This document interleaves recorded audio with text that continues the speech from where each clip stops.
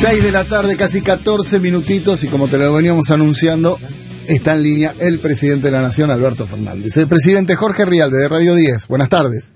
¿Qué tal, Jorge? ¿Cómo estamos? ¿Bien? Bien, justo nos enganchó hablando un poquito de fútbol, como creo que estamos todos en estas últimas horas, ¿no? Y usted también. ¿Cómo vivió esa final?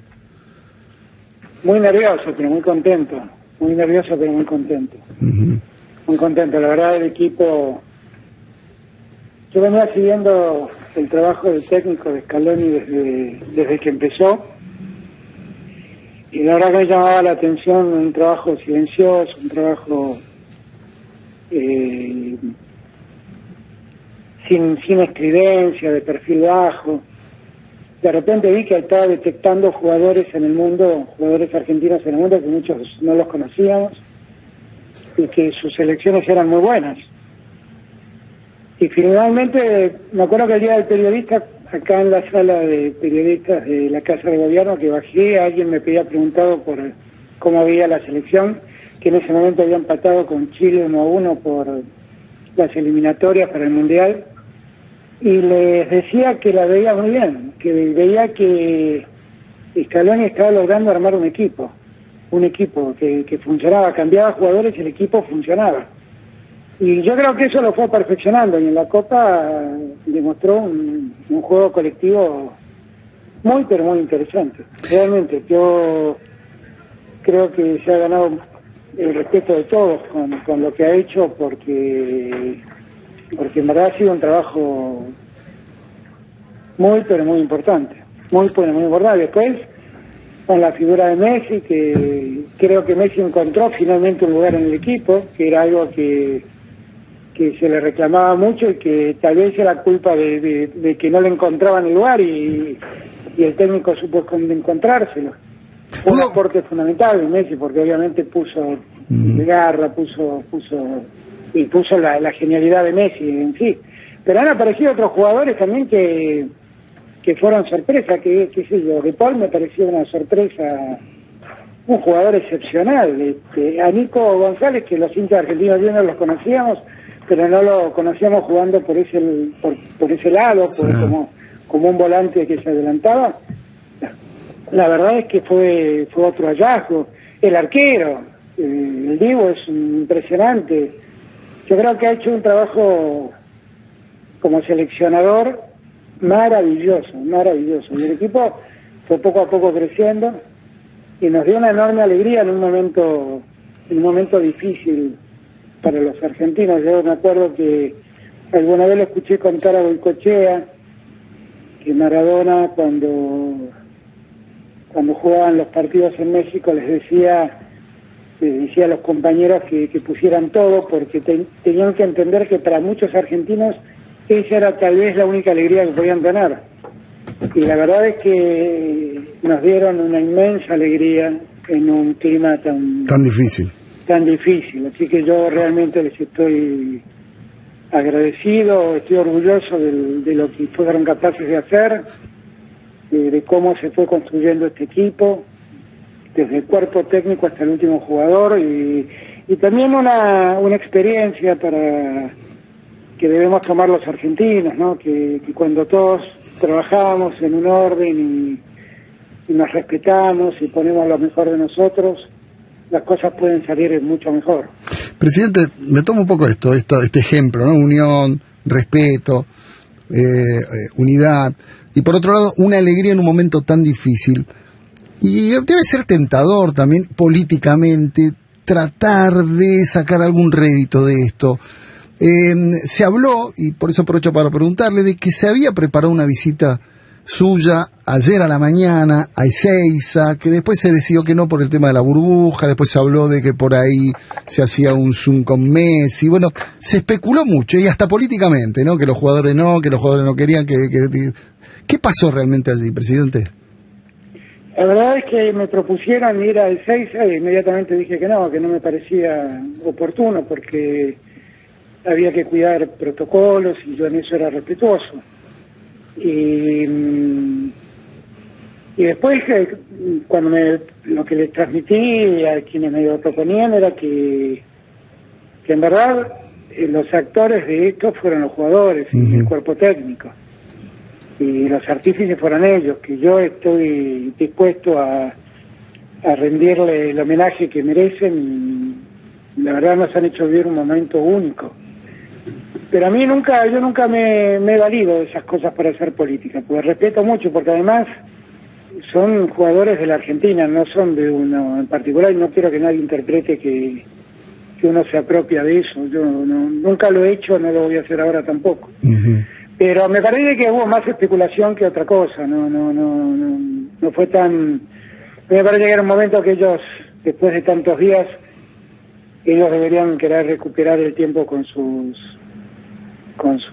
familias y bueno, y ver a sus seres queridos, a sus amigos, y bueno, ya tendremos tiempo. Yo el día que podamos recibirlos, yo lo haré encantado, porque la verdad es que le han dado al pueblo argentino una alegría inmensa, enorme, y yo estoy muy agradecido a la palabra exacta. Tengo mucha gratitud al esfuerzo, al ejemplo y al éxito que obtuvieron, porque sé todo lo que pusieron también en un escenario hostil, porque también la pasaron mal muchas veces con la prensa local y esas cosas, así que yo en eso es un éxito que ha tenido el seleccionado argentino, y el seleccionado argentino juega y representa a todos los argentinos, no es de ningún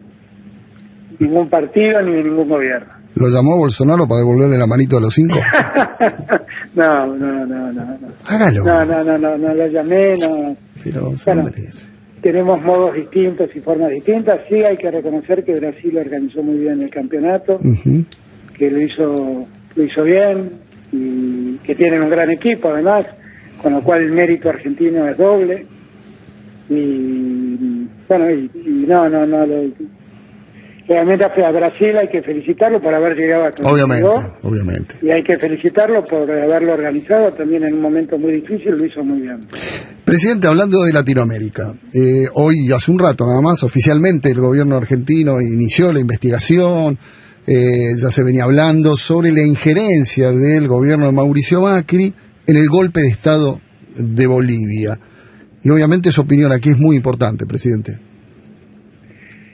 Es importante que conozcamos cómo es la historia, ¿no?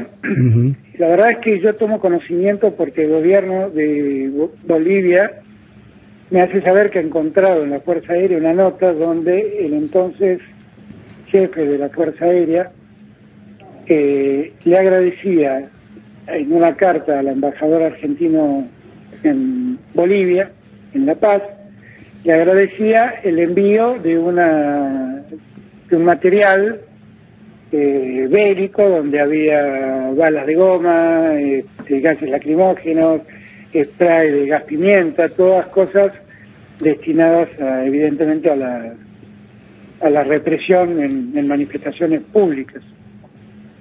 Y ellos tenían una copia sellada y firmada como recibida de la embajada. Y allí ordené que la embajada busque si esa copia existía, si el original de esa copia existía. Y existía, estaba archivada en la embajada argentina. Y allí Bolivia inició una serie de acciones por estos hechos. Que yo obviamente sentí lo que dije en mi carta al presidente Arce. Realmente sentí mucha vergüenza porque Argentina haya prestado armamento y gases lacrimógenos y gas pimienta para reprimir a un pueblo que se estaba oponiendo a un golpe de Estado. Y en el momento en que usted... La verdad sentí mucho pesar, pero al margen de esto también esa conducta puede significar una conducta delictual hecha en Argentina. Y por eso Martín Soria, la ministra de Seguridad, Sabina Frederick, y creo que también Mercedes Marcó del Pon, presentaron una denuncia hoy, que pues son los tres, digamos, organismos, ministerios y organismos donde ocurrieron los hechos, presentaron una denuncia para que se investigue lo ocurrido. Y me parece que es un tema muy grave, francamente es muy grave, ¿no? Porque la Argentina tiene una historia contra el golpismo que creemos y sentimos que desde 1983 en adelante todos aprendimos de que no hay lugar para soportar ninguna ruptura institucional. Y de repente que el gobierno argentino acepte rupturas institucionales en otros países, pero que además colabore con los que reprimen para favorecer el golpe, eso me parece una gravedad enorme. Por eso creo que era necesario hacer esta denuncia, que la justicia intervenga sin perjuicio de lo que se está investigando en Bolivia, que eso ya son hechos ocurridos en Bolivia y ya deberán dar cuenta ante las autoridades bolivianas. En esa denuncia se habla de violación a los derechos humanos, ¿no? Entre un montón de otras cosas. Bueno, es que la represión, las dos represiones que existieron 48 horas después de la carta firmada por el jefe de la Fuerza Aérea, son dos represiones de magnitud, ¿no? Y que han sido calificadas por organismos de derechos humanos como violación a los derechos humanos. ¿Y le sorprendió al presidente que tanto el expresidente Macri, Patricia Bullrich, que le envió una carta abierta a usted, la leí hoy, un poco diciendo, bueno, no sabemos nada, y casi pidiéndole a este gobierno el control? ¿Por qué no se controló más? ¿Qué pasa cuando ve que además del horror de intervenir en otro país, se trata de minimizar o mirar para otro lado? Y yo creo que es como difícil de explicar, porque lo que sí está certificado por la documentación argentina es que salieron 70.000 balas de goma para Bolivia en ese vuelo del día 12 de noviembre, recibido de los cuales 40.000 por lo menos fueron recibidos por ese jefe de la Fuerza Aérea.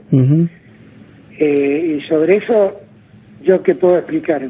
No puedo explicar nada, porque eso lo hicieron durante la gestión anterior. Y después hay un informe ya de junio del año 2020, cuando ya termina esa misión de la Gendarmería de custodiar la embajada, donde alguien dice que los 70.000 cartuchos se utilizaron para prácticas. 70.000 cartuchos, 10 gendarmes usaron 70.000 cartuchos para practicar. La verdad es que trataron de justificar lo que no podían justificar. Y lo que no sabrían era que el jefe de la Fuerza Aérea de Bolivia estaba diciendo que había recibido 40.000 de esos 70.000 cartuchos. Claro, esa diferencia. Pero se habló también de o una firma hecha antes de la renuncia de uno o una firma falsa. Se esgrimió también eso como defensa. Lo único que yo sé es que el entonces embajador argentino en Bolivia recibió la carta, la archivó y registró el ingreso de la carta. Con lo cual, no entiendo, lo falsificaron en aquel entonces, no entiendo. Pues si ustedes me dicen que eso es una falsificación del presente y en la Argentina no hay ningún registro de eso, puedo entender que por ahí alguien tiene vocación en Bolivia de perjudicar a personas que ya han estado involucradas con el gobierno de facto. Pero la verdad, si todo ocurrió en tiempo y forma, esa carta que está en la embajada no la recibimos ahora, está recibida de aquel entonces, y está recibida y registrado el ingreso en aquel entonces por las autoridades de entonces. Yo no sé, a mí todo esto es una situación que me apena, me da mucha vergüenza que la Argentina haga una cosa así. Me avergonzaba escucharlo a Macri hablar, reclamarme que yo reconociera el gobierno de facto de Áñez y decir que Áñez era una presidenta electa. Me daba mucha vergüenza escuchar eso en boca de un argentino, me daba mucha vergüenza. La Argentina tiene una historia trágica con los golpes de Estado, trágica, que empezó en 1930 y terminó en 1983. Y espero que nunca más los argentinos vivamos una cosa así, ni toleremos ni nos hagamos cómplices de los golpistas de otras latitudes. Espero que eso no ocurra. Ahora, presidente, mientras el expresidente Macri le decía eso sobre el gobierno, paralelamente usted estaba peleando, discutiendo para sacar a Evo Morales. Entonces, si era mi mayor preocupación, si era evidente que habían lanzado una cacería sobre Evo Morales, sobre el vicepresidente y sobre todos los seguidores de Evo Morales. Y además, en aquel momento yo le pedí al presidente Macri que accediera a darle asilo político a Evo Morales y él no quiso. ¿Cuál fue la respuesta en ese momento? No, me dijo que no le parecía bien, que era traer un problema de Bolivia a la Argentina, y yo le explicaba que estaba en riesgo la vida. Uh-huh. Y me dijo, no, eso es un problema que tiene que arreglar en Bolivia, no es para tanto. Y bueno, y no quiso, la verdad no quiso. Y por eso yo hablé con Evo y le dije a Evo, mira, andate a México, ya con Andrés Manuel López Obrador habíamos ordenado todo, y yo asumo el 10 de diciembre, el 11 de diciembre te espero en Argentina, y estás en Argentina, y fue lo que ocurrió. Presidente, Sofía Caram, buenas tardes, ¿cómo le va? Hola Sofía, ¿qué tal? Muy bien.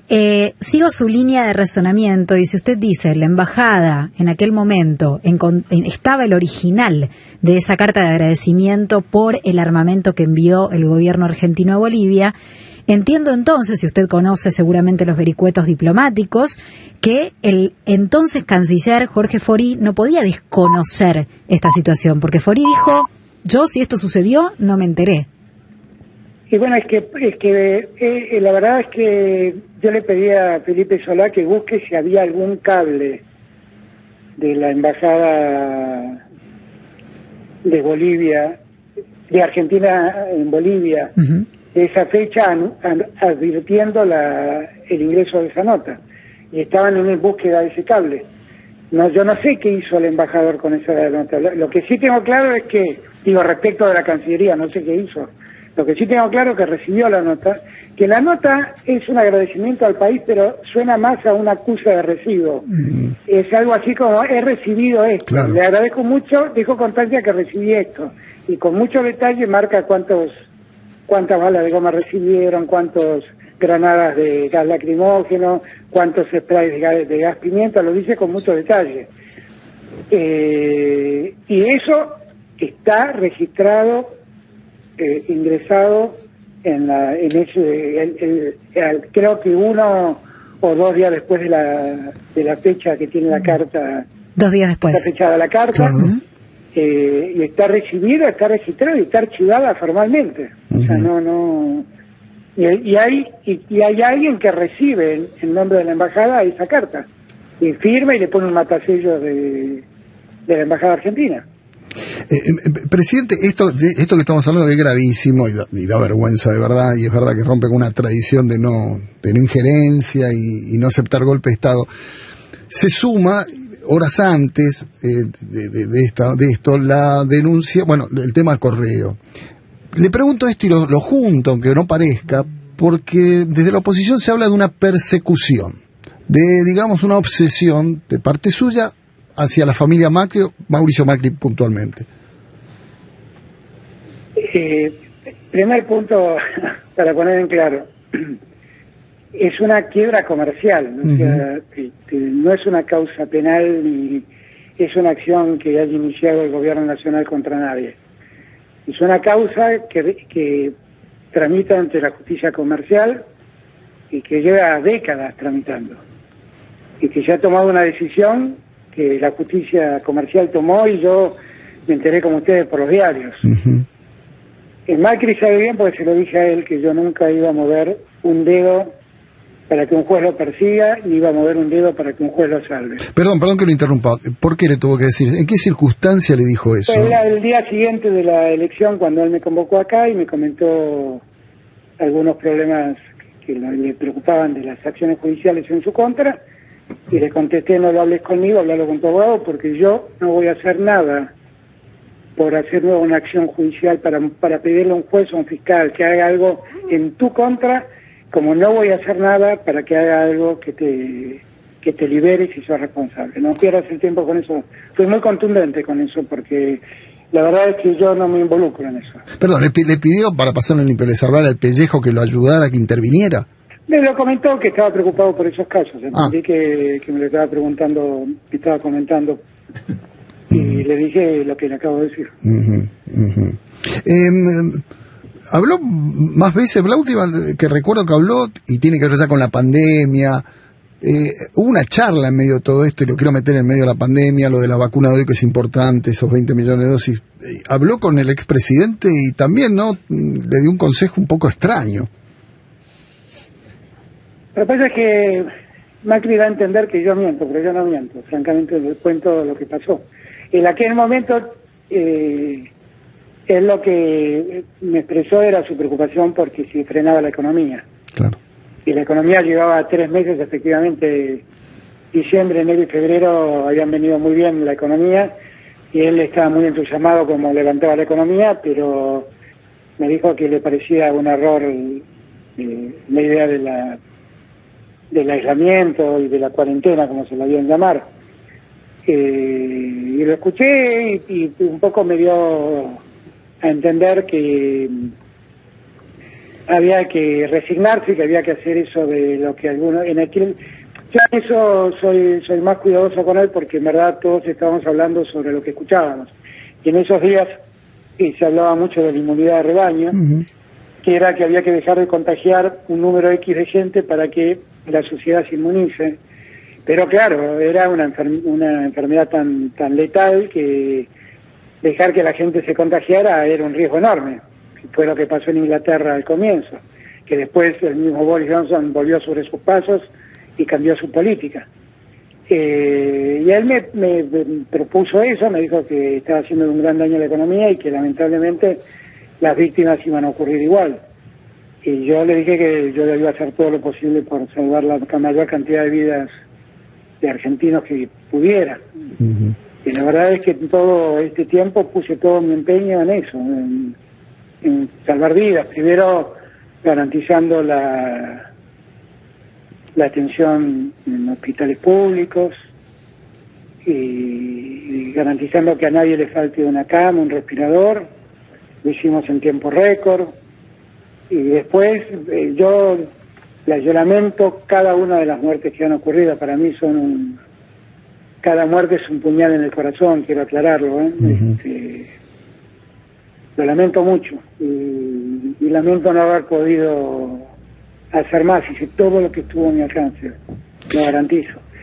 Y cuando salió la vacuna salí como loco a buscar vacunas en el mundo, y tengo la tranquilidad de que las he conseguido, se están llegando las vacunas, y se está vacunando a una velocidad mayor, y me parece que ya hemos llegado a las 30 millones de dosis, y tenemos más del 50% de la población vacunada, y eso por lo menos con una dosis no me alcanza, pero de algún modo me sigue marcando el sendero de lo que tengo que hacer, que es seguir buscando vacunas. Y después tenía la preocupación de la vacuna pediátrica, lo empezamos a resolver ahora con el acuerdo con Moderna, para que los chicos también estén vacunados, chicos que necesitan, porque tienen enfermedades prevalentes y hay que cuidarlos.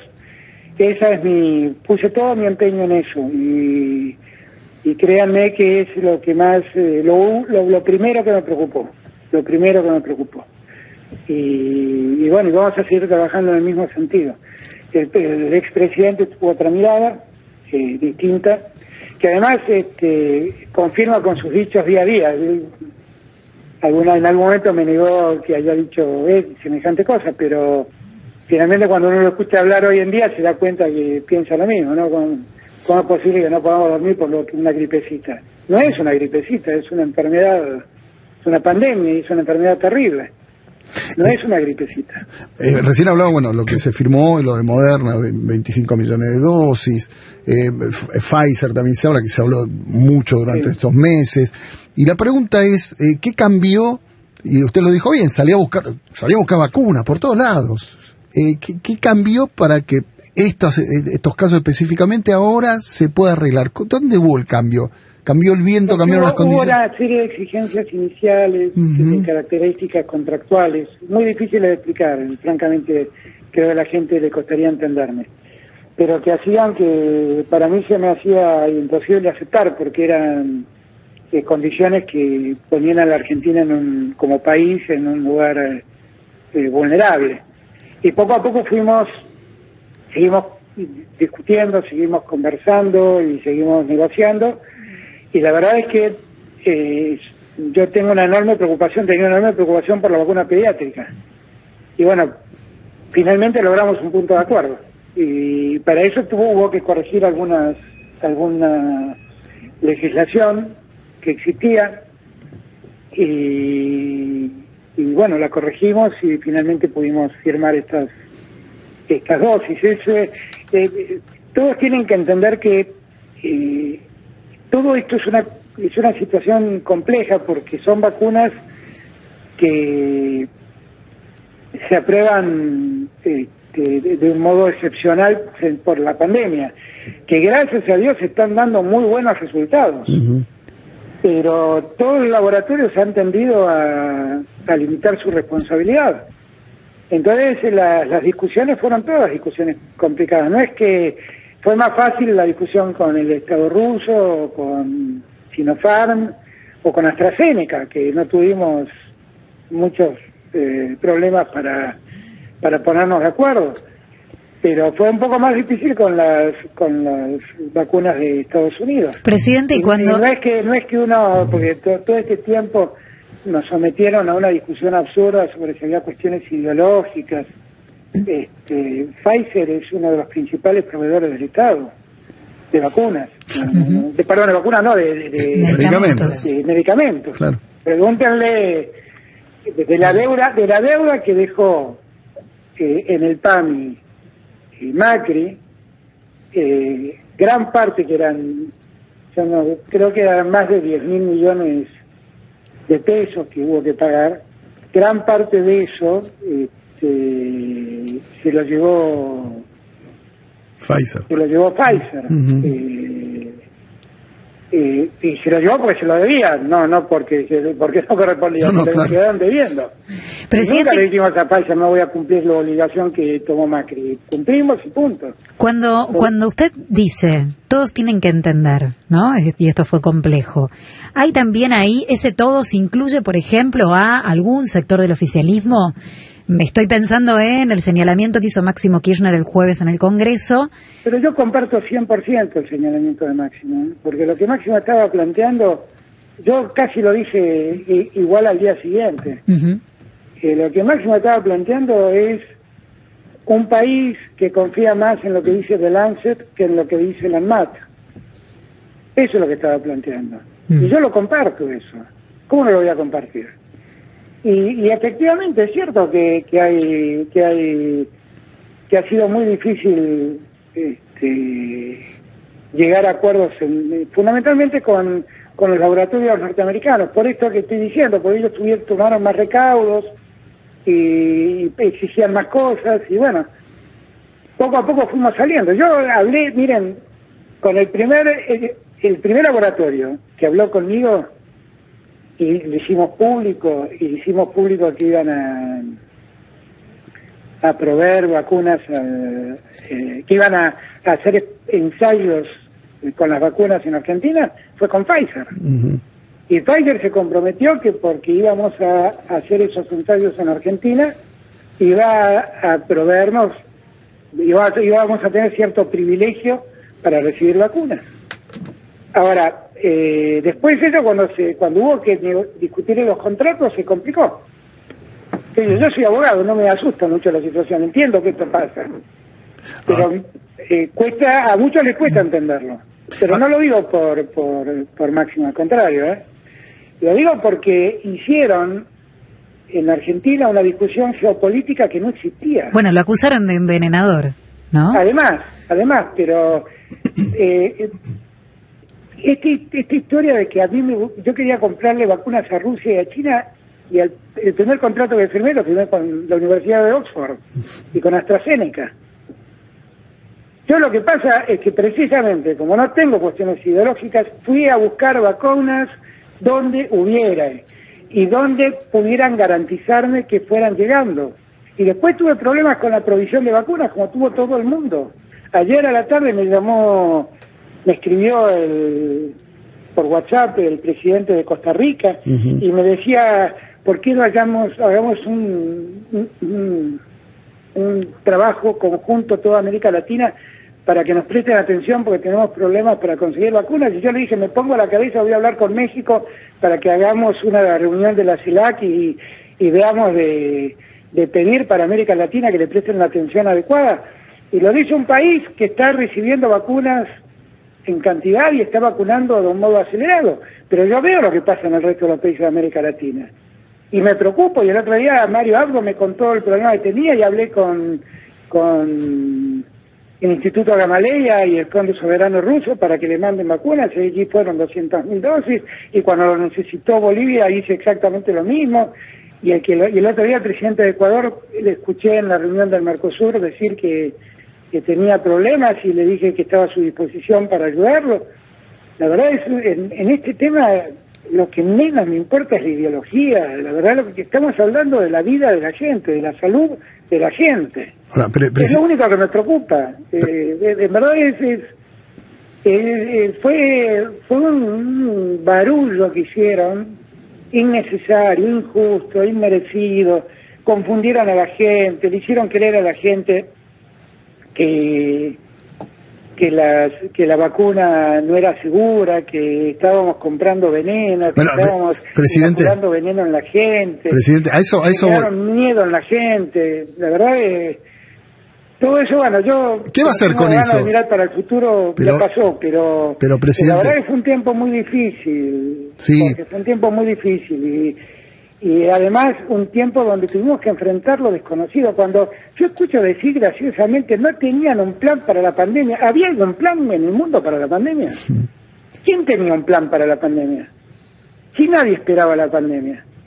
Yo estuve en febrero en Europa, me reuní con el presidente de Italia, el de España, el de Francia, el de Alemania, la canciller de Alemania. La única que me preguntó cómo veía el problema que se había desatado en China fue Angela Merkel. Nadie registraba el problema. Nadie lo registraba. Ahora, el presidente recién dijo, bueno, hay que mirar para adelante. Lo del envenenamiento. Fue personalmente Lilita Carrillo que le dijo, ¿usted tiene pensado hacer una presentación judicial por este tema?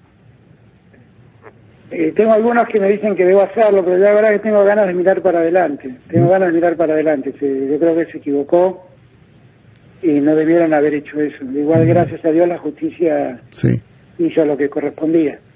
Pero no debieron, hicieron un daño. Y todavía nosotros, el otro día tuve una reunión con el intendente del Gran Buenos Aires y ellos me contaban que estaban yendo a buscar a los barrios a los que quedaron sin vacunar, a los adultos mayores que quedaron sin vacunar, porque claro, muchos sembraron miedo, en muchos sembraron duda, y la gente se asustó, y bueno, y la verdad es que el mayor daño, a mí me duele que me traten de ese modo, pero el mayor daño se lo hacen a la gente, porque confunden a la gente, simplemente. Hablando de las vacunas, estamos hablando de las restricciones que hay. Va a haber una apertura, están bajando los casos por suerte. En materia deportiva, bueno, se está pidiendo a ver si se puede abrir, aunque sea un aforo para el fútbol sudamericano. Y si tiene algo para decirle a los argentinos que quedaron afuera, ¿no? Que están afuera, que están demorados. No, estamos trabajando para que puedan volver, claramente, pero ahí tienen otro caso, miren lo que está pasando en España. Hoy leía un artículo que hablaba de que había una quinta ola en España, producida por esta variante que llaman Delta.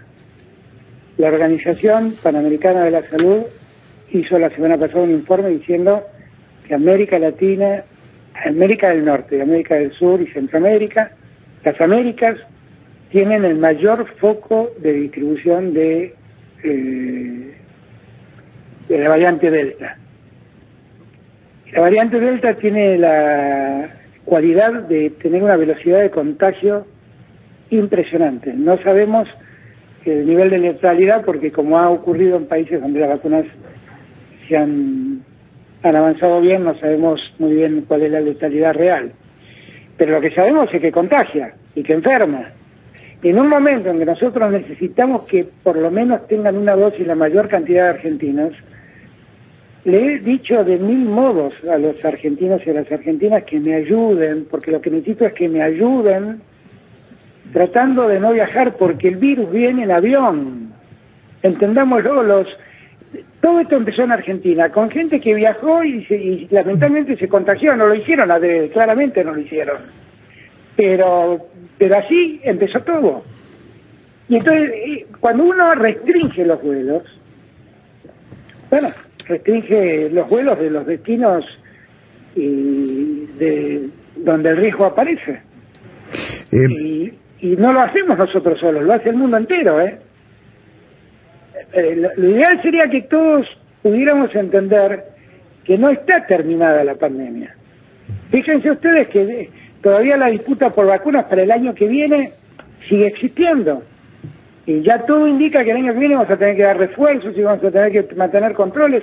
Leía el otro día que el ministro de Salud de Inglaterra, del Reino Unido, anunciaba que iban a tener que soportar 100.000 contagios diarios por la variante Delta. Claro, con la tranquilidad de la vacunación hay menos riesgos de internaciones y de muertes, pero fíjense de lo que estamos hablando. No es que yo no sé en qué cabeza cabe que yo disfruto con que la gente no viaje. No sé, seriamente, yo lo que más necesito es que los argentinos recuperen la vida habitual lo antes posible. Porque yo sé del sufrimiento de todos ellos, yo lo padezco también. A mí todo esto me duele, no es que me resulta inocuo, no es que no me va ni me viene. Todo esto me duele. Ustedes piensan que a mí no me duele, que miren, hoy tuvimos un acto con el intendente de Ushuaia. Uh-huh. Y me comentaba el problema de Ushuaia. Claro, si hace un año que no recibe turismo extranjero. ¿Ustedes piensan que a mí me pone feliz eso? Ahora, por favor, lo que hay que entender es lo que se niegan a entender. Estamos en una pandemia que se ha llevado la vida de casi 100.000 argentinos. Incluso no advertimos la dimensión de la tragedia, no nos damos cuenta de los riesgos que corremos. Incluso se especulaba hasta se especulaba hasta con esa cifra, ¿no? Llegar a los 100.000. Bueno, de hecho le endilgan al gobierno los 100.000 muertos, inclusive por la demora de la llegada, por ejemplo, de la vacuna de Pfizer, ¿verdad? Sí, eso no es cierto, porque la verdad es que si Pfizer ofreció alguna vez 13 millones de vacunas, también se las ofreció a muchos países con los que no cumplió. No sé por qué íbamos a tener 13 millones de vacunas nosotros. Nosotros ellos no. Pero entiendo que a Pfizer, como le pasó a AstraZeneca, como le pasó a Gamaleya, también se le debe haber hecho complicado el arranque y la producción inicial. Pero yo lo que digo es que es muy fácil. A mí, la verdad, cada hombre, cada mujer que hemos perdido en la pandemia, a mí me duele en el alma. Y lo cargaré en el alma el resto de mi vida. Sé que hice todo cuanto estuvo a mi alcance para salvar vidas y voy a seguir haciéndolo. Y después el resto, los que quieran hacer política con esto, que si no, ya ellos hablan en todo caso de la catadura de cada uno de nosotros. Presidente, cuando se iniciaba todo esto, recuerdo aquellas conferencias con Kicillof de un lado y Larreta del otro, y daban una imagen de unidad impresionante, hasta le decía mi amigo Horacio. Después se sintió cierto alejamiento. ¿Cómo está esa relación hoy? Y digo... No, yo tengo mucho respeto por Horacio Rodríguez Larreta, no tenemos nosotros tenemos obviamente pensamos distinto, eso está claro, ¿no? Sí, claro. Tenemos miradas del país muy distintas, pero yo creo que y yo creo que también él en algún momento sufrió la presión de su espacio político, claro, por las aperturas. Yo no sé cuántas marchas hicieron, me hicieron a mí en Olivos reclamándome aperturas, y no sé cuánto daño esas marchas generaron, qué sé yo. Yo creo que fue un tiempo donde el mundo enloqueció, porque tuvo que enfrentar un un momento único, que es tener que enfrentar una enfermedad, un virus que es imperceptible a la vista humana y que hasta el día de hoy no tenemos un remedio que cura al que se enferma con ese virus. No lo tenemos. Pero volviendo a esta relación que perdón, me meta ahí. Digo, esa relación con Larreta, más allá de la diferencia, acaba de decir algo interesante, sufrió presiones, uno también de afuera lo sentía. No, lo imagino yo, no me consta. No es información. Lo imagino por lo que públicamente se escuchaba. Claro. Yo la tuve a Patricia Bullrich tocando la cacerola en Olivos. Por eso digo, no es lo mismo un Larreta que una Patricia Bullrich. Claro, es la presidenta de su partido, a eso voy, a eso me refiero. Yo en eso, qué sé yo, no sé, supongo que él también... que él debe haber padecido eso también, no sé. Pero igual yo tengo una relación de respeto con Rodrigo Larreta, como la tengo con todos los que gobiernan, porque son gobernantes que han sido elegidos por sus pueblos, y yo los respeto. Y yo sé que los que estaban gobernando en la pandemia entendían de lo que les hablaba. Después estaban los que hacían política por Twitter, como digo siempre yo, ¿no? Que eso es más fácil. Pero pasaba, presidente, pasaba que algunos gobernadores, intendentes, en las reuniones privadas decían una cosa y cuando salían decían otra. ¿Le pasó? Bueno, yo no sé qué era lo que decían afuera. Lo que sí sé es que todos sentimos que hubo un momento en la sociedad donde era muy difícil pedirles que se cuiden, que se preserven en sus casas, que ya había como una situación, una sensación de agotamiento que hacía muy difícil eso. Eso recién terminó cuando vino esta segunda ola y que subimos los casos, de repente aparecieron 40.000 casos en un día. Y ahí la gente advirtió que algo estaba mal. Y después fue cuando hicimos el cierre de 9 días consecutivos, que sirvió de mucho. Fíjense ustedes cómo empezaron a bajar los casos. Eso lo único que demuestra es que tenemos razón. No es que tengo razón yo. La ciencia dice que ese es el modo de resolver los contagios. Pero lo cierto es que cerramos 9 días y los contagios empezaron a ceder. Y hoy lo tenemos dominado el tema. Bueno, ahí el Poder Judicial hizo su partido también, ¿no? Hizo su parte, sí, hizo su parte. Y fue un fallo, a mi juicio, muy poco feliz. Y además un extraño fallo, que la verdad, bueno, ahí pues, no quiero aburrir pero no tuvo mayoría de consideración. Todo fallo tiene una parte de consideraciones que determinan un resultado. Acá estaban de acuerdo en el resultado, pero no hubo mayoría de argumentos. Sí, los argumentos eran todos diferentes. Todos argumentos diferentes fueron. Muy llamativo. O sea, hay un argumento para cada ocasión. Pareciera. Bien. Elio Rossi le quiere hacer una pregunta, presidente. ¿Qué tal, Alberto? ¿Cómo le va? ¿Qué te digo tanto tiempo? Tanto tiempo. Le voy a ser muy concreto, lo más concreto que pueda. El sábado de la noche, antes del triunfo de Argentina, por Radio 10, charlamos con el flaco César Luis Menotti. Sí. Me llamó la atención 2 señalamientos que hizo Menotti en esa nota, que fue muy fuerte y que se ha perdido en el triunfazo histórico de Argentina. Pero me parece que corresponde que le pregunte. El primer señalamiento fue estrictamente futbolístico, enojado con Gallardo, muy enojado con Gallardo por esto de aparecer en la posibilidad de la selección mientras hay un proceso en marcha, decía el flaco. Y lo otro que le quiero preguntar a usted, señaló al poder político que gobierna como interesado en meterse en la AFA. Es decir, dijo en otras palabras, le voy a mandar el link para que lo escuche si es que no se lo han hecho llegar ya, que lo quieren correr a Tapia de la AFA. La pregunta que yo le hago es, ¿el poder político lo quiere correr a Claudio Tapia de la AFA? A ver, voy a contestar las dos cosas. Primer punto, yo tengo el más alto concepto sobre Gallardo. La verdad me parece un hombre excepcional, con todas las letras, en sus cualidades deportivas, en sus condiciones de técnico, en sus condiciones morales, en sus condiciones éticas. Tengo la mejor opinión de Gallardo.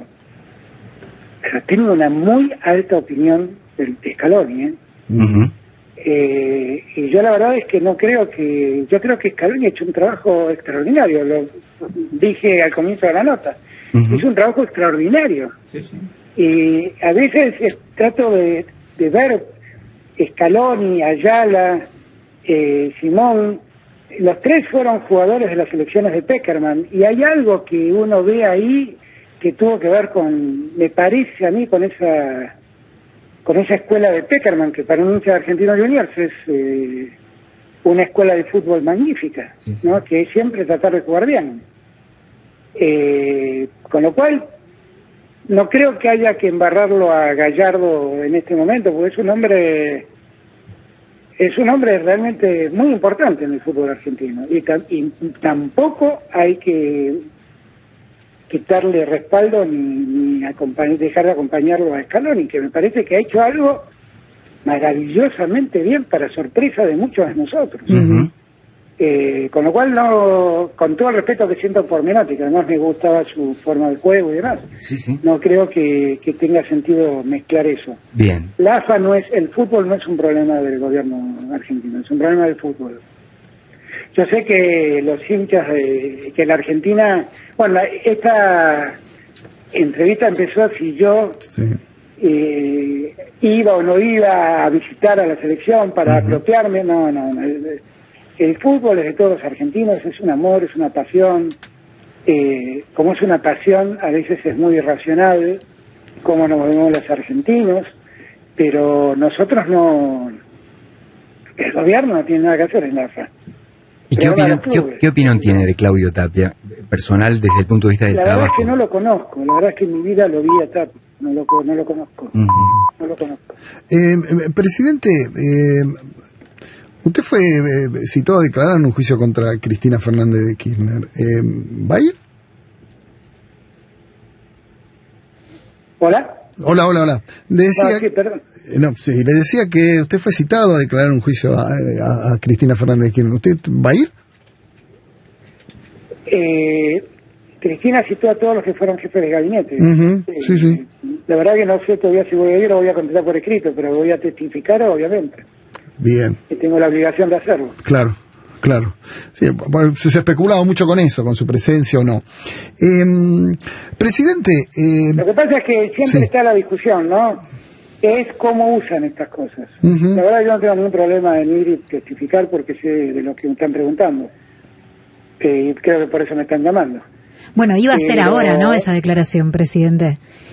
Iba a ser ahora antes de las elecciones, esa testimonial, y finalmente se terminan usando, porque acá todo se termina usando. Yo lo que quiero es que se esclarezca la verdad y se termine esclareciendo la verdad de lo que pasó. Y si hay alguien responsable de haber hecho algo mal, que se haga cargo, y los inocentes que se declare su inocencia. Ahí yo he sido convocado como testigo por Cristina junto a otros jefes de gabinete, y yo por supuesto no tengo ningún problema ni ir a declarar. Sé cómo funciona la asignación de la obra pública, sé cómo funciona lo que deben ser temas de interés de los jueces, de los fiscales, de las partes.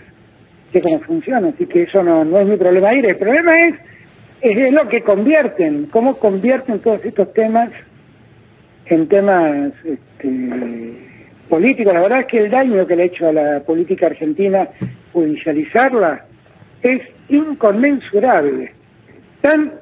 Fue tan dañino como politizar la justicia.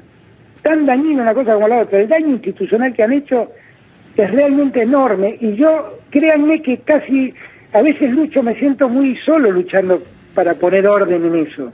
Pero no voy a cesar, voy a tratar de hacer todo lo que esté a mi alcance para que eso funcione mejor, que la justicia funcione mejor, porque nosotros estamos muchas veces pensando en los grandes casos de la justicia, pero la persona que sufrió un despido injustificado y pasa años para que le reconozcan la indemnización que el empleador le debe, ese no tiene consuelo.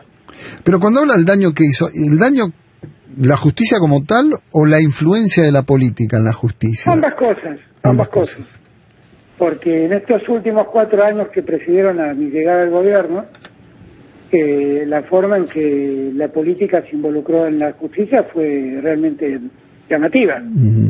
Bueno, lo vemos ahora, cuando vemos el ingreso de jueces a Olivos o a... Sí, para jugar al pádel. Claro, yo confieso que, o a Casa de Gobierno, además siempre antes de dictar una resolución en contra de Cristina o en contra de gente del gobierno de Cristina. A mí me parece que esas cosas son cosas que no pueden dejar de advertirse, que no es un funcionamiento habitual. Y ojo que yo no soy de esos pacatos que dicen un juez no puede hablar con el presidente. No, sí, el presidente y un juez de la Corte pueden hablar de temas institucionales, eso a mí no me afecta. Pero acá, que yo lo dije en campaña, que yo en campaña le puse nombre y apellido a quienes eran los responsables judiciales del estrago que se había hecho. Busquen y lo van a encontrar. Y son los nombres que están apareciendo ahora, algunos de ellos como visitantes de asiduos conversadores, para poner un nombre, con tertulios, con este señor que está en Uruguay escapándose de la justicia, o con el mismo presidente. Recién hablando de la pandemia, decía, bueno, parece que está todo un poco más ordenado, la gente tomando un poquito más de conciencia el tema de las vacunas. Se lo traslada a la economía. ¿Cómo lo está viviendo? Uno ve disparada de precios, es imposible a veces salir a comprar. Calculo que en esa angustia, como usted tiene en la pandemia, la debe tener también con este tema, ¿no? A ver, nosotros tenemos un problema claro con la inflación que estamos tratando de controlar, por eso tomamos la medida que tomamos por la carne, tratando de que la carne tuvo un aumento absolutamente injustificado, y por eso tratamos de que haya una mayor oferta de carne para que los precios vuelvan a su ritmo habitual.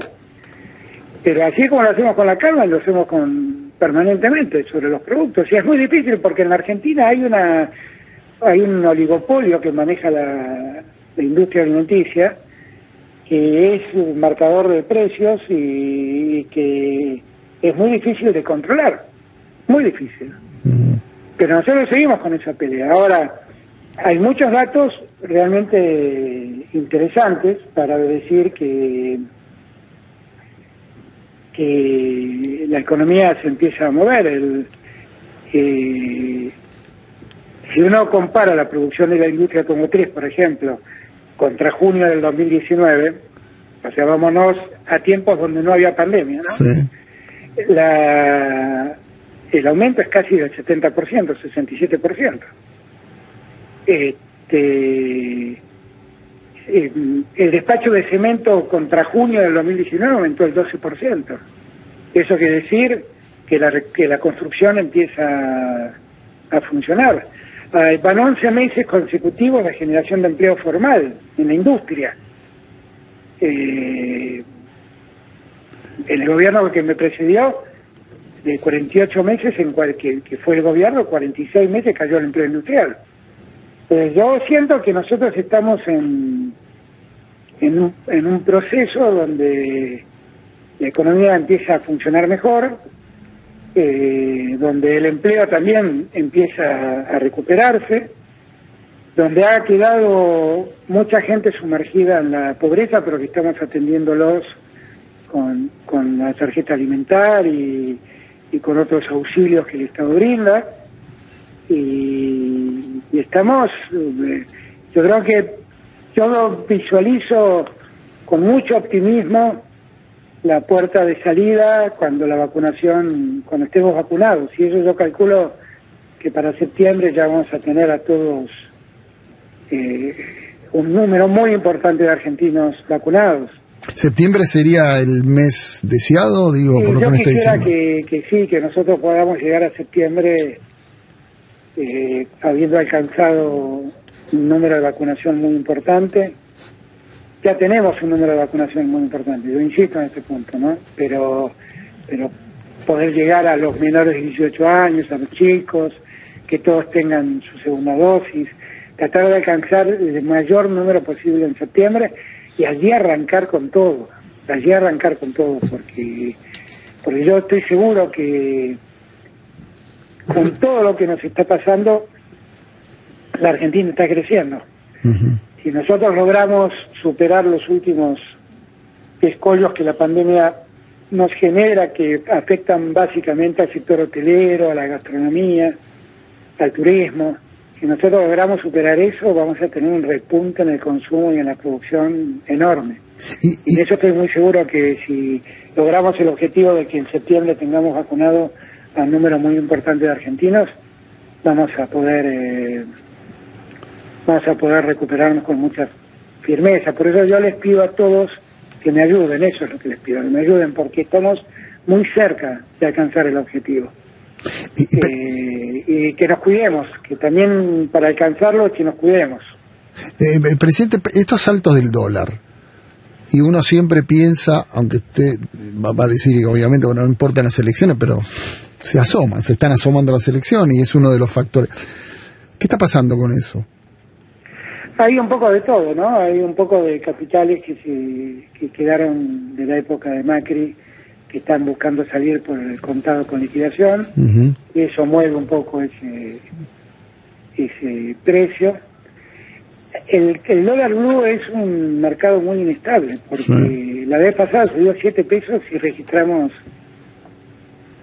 informalmente, porque no tenemos registros formales, pero que había ocurrido una compra de $300.000, o sea que $300.000 hizo subir 7 pesos el dólar blue. Nosotros estamos muy encima de todo eso, tratando de que el tema esté controlado y esté custodiado por nosotros. Martín ahí está haciendo un trabajo enorme junto con Miguel Pese para tener un seguimiento de las variaciones del dólar lo más perfectas posibles. Ahora se ha involucrado también la Comisión de Valores en la tarea y estamos cuidando de que ningún pícaro genere zozobra, porque vuelvo a repetir, ¿no? Con $300.000 comprando con alguien que compre $300.000, el dólar puede subir 7, 8 pesos. O sea, hoy un tipo con $300.000 no puede mover la estantería, no puede poner... Exactamente. Nada.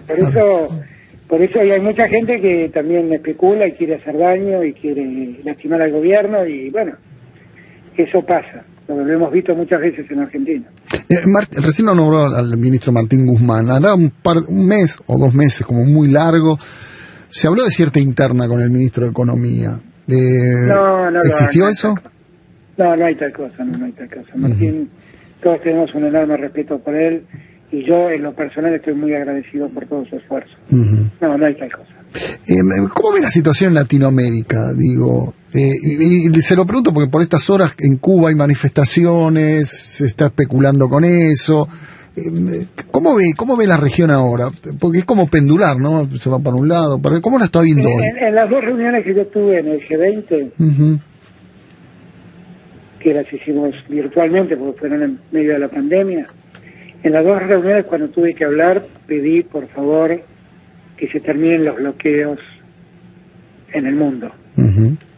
Porque cuando a un país bloquean, lo que hacen es bloquear una sociedad. Y el que padece no es un gobierno, es una sociedad. Y la verdad es que en el medio de una pandemia, mantener bloqueos es lo menos humanitario que existe. Yo no conozco exactamente la dimensión del problema en Cuba. Lo que sí tengo claro, como bien dijo Andrés Manuel López Obrador, es que si realmente nos preocupa humanitariamente Cuba, terminemos con los bloqueos.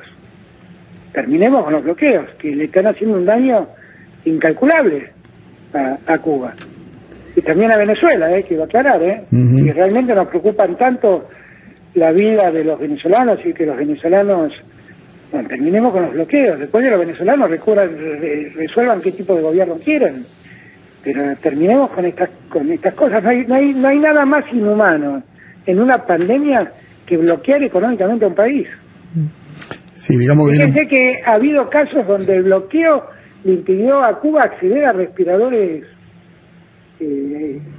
artificiales, automáticos.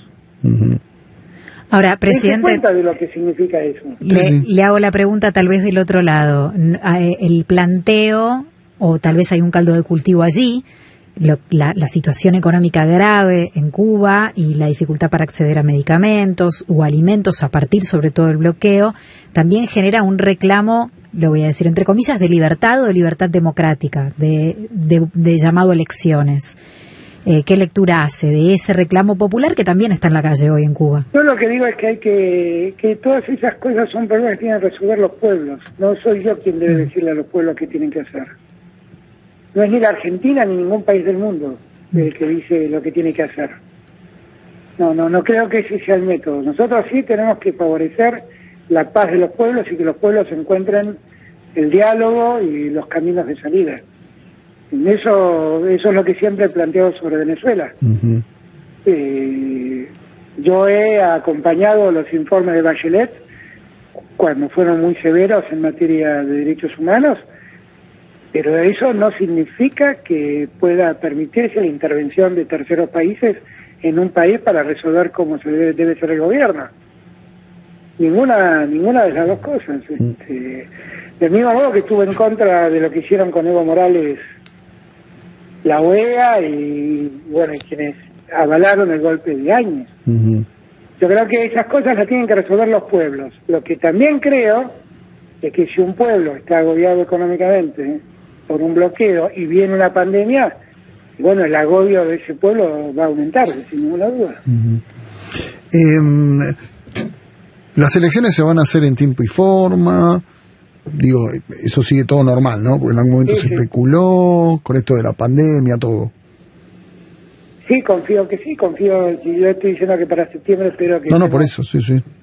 Entiendo que podremos ir a votar tranquilos. Bien. Estimado, perdóname Jorge, una cosa que también tiene que ver con la cotidianeidad. ¿Qué pasa si la Conmebol abre el juego a que haya público en los, por ejemplo, pasado mañana ustedes juegan con River, con River? ¿Qué pasa si la Conmebol dice, el fútbol argentino acompañó, me parece, al gobierno en un momento de la pandemia, claramente se alineó, pero cuando la Conmebol dijo se abre el juego con la Copa Libertadores, y bueno, Boca River, su argentino, su bicho de la paternal tuvo que jugar. ¿Qué pasa si la Conmebol dice que vaya un aforo, el 30%, el 20% de público? ¿Qué va a hacer la Argentina? No, es que no puede decir eso la Conmebol, porque, seamos francos, no, la Conmebol es una entidad que regula el funcionamiento del fútbol en América Latina, pero en América del Sur, pero no regula las cuestiones sanitarias de los países. Ahora, si la pregunta es si yo quisiera que poco a poco volvamos a alcanzar la normalidad, miren, es lo que más quiero. Pero tengamos presente que llevamos detectados, si yo no recuerdo mal, 5 casos de variante Delta que vinieron del exterior. Uh-huh. Y los detectamos y los pudimos separar. Si esa gente se nos hubiera escapado y participa de un partido de fútbol, sería un problema, ¿eh? No, sería un problema. Por eso, estaba pensando... Yo creo que hay que ser cuidadosos con eso. Sí. Hay que ser cuidadosos con eso. Sí. Yo le quiero agradecer. Igual sospecho que detrás de esta negativa se encierra que la última vez que jugamos por la Libertadores en el 86 salimos campeones, River, digo. Yo le tengo respeto por River.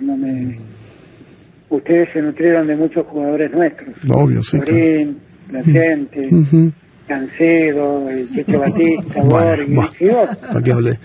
No, está bien. Con eso les alcanza. No, ya está. Presidente. No, creo que va a ser un lindo partido. Obviamente. Obviamente. Ojalá lo disfrutemos. Presidente, no le robo más tiempo. Le agradezco muchísimo, de verdad, la amabilidad que tuvo para salir aquí. Me alegra escucharlo en la radio de vuelta. Y bueno, gracias por el tiempo que me han dado. No, por favor.